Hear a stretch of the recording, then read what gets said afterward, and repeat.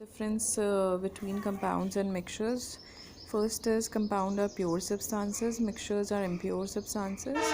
Then they are made up of two or more elements combined in a fixed proportion. You know the definitions. Then compounds are always homogeneous, mixtures can be homogeneous or heterogeneous. Compounds cannot be separated into its constituent by simple physical method, while mixtures can be separated. Okay. Then difference between homogeneous mixtures and heterogeneous mixtures, I guess you can do it. Then we have checkpoint 2, classify the following mixtures into homogeneous and heterogeneous. Alcohol and water is heterogeneous. Alcohol and water is homogeneous. Oil and water is heterogeneous. Moisture and air is heterogeneous. Dust particles in air is heterogeneous. Sugar solution is homogeneous. Next is we have how to separate the mixtures now, right? Now the properties which are used to separate mixtures. See, mixtures can be separated only by physical methods because they are combined with each other physically, right? So we require simple physical methods. We need not to apply any chemical method for them.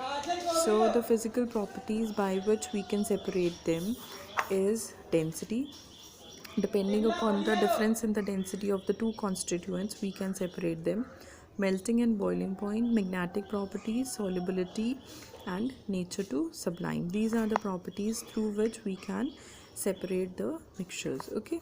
Commonly used method for separation, first is sedimentation and decantation. You know that the heavier particles which are there, if you allow them to settle, if you keep them untouched for some time, right, allow them to stand, they all the heavier particles due to gravity will settle down and the lighter particles will still remain in the solution.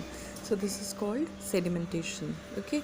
Now decantation is when you take out this liquid or separate this liquid by just tilting the test tube into another beaker or into another test tube.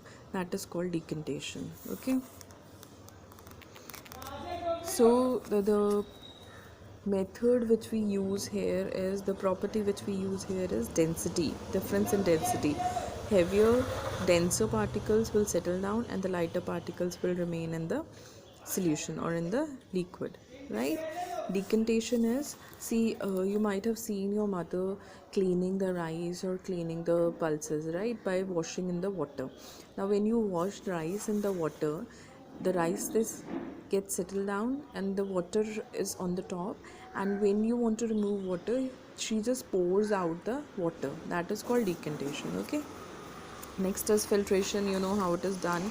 It is done with the help of a filter paper, and see, over the glass rod we are putting the muddy water. Through the filter paper, drop wise the water will drop into the beaker. We will get the clear liquid which is called the filtrate, and whatever we get on the paper is called the residue, right? So in this we are separating the solid component from the liquid component.